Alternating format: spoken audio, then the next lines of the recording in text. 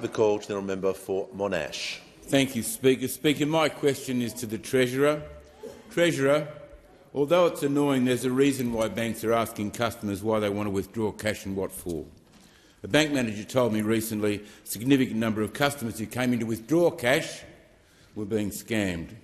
Recently, in my circle, a sensible couple was scammed of $100,000 and another friend of mine $40,000. Treasurer, what more can we do to protect the Australian people from this evil? The call to the Treasurer. Thanks, Mr Speaker, and I thank the member for Monash for his question as well, and I commend him for his focus on what is a really important issue, and I acknowledge his efforts on behalf of his constituents for some time now.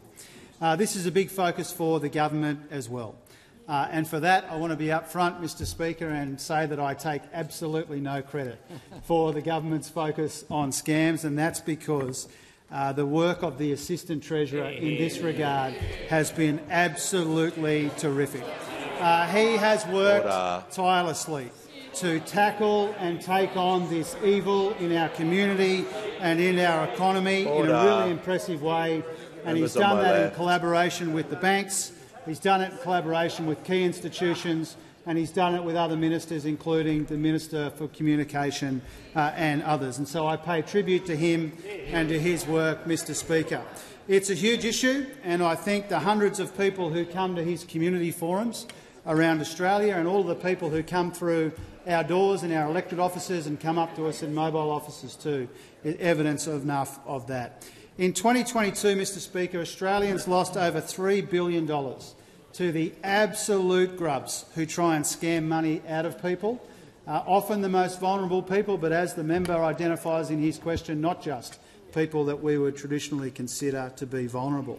That's why we're taking decisive action. It's why we have an ambitious agenda here, led, as I said, by the Assistant Treasurer. In last year's budget, we invested $86.5 million in fighting scams and online fraud.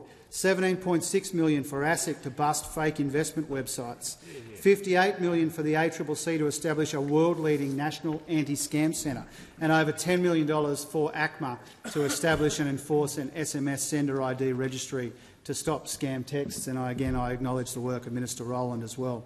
It's still a big problem, Mr Speaker, but the crackdown on scams is already showing some signs of success. In the 6 months since the anti-scam centre was created, losses to scams reduced by 29% compared with the same period in 2022.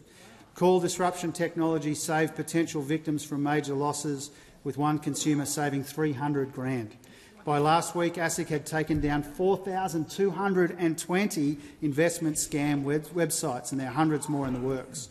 And early data this year shows overall scam losses are around 40% lower than the same period in 2023. The Assistant Treasurer and the Minister for Communications are also working with telcos and digital platforms to see what else can be done in that regard. So, Mr Speaker, this is a very big focus of the government. There has been some absolutely terrific work by the Assistant Treasurer. It's a very important and welcome question from the member for Monash, and I thank him for it.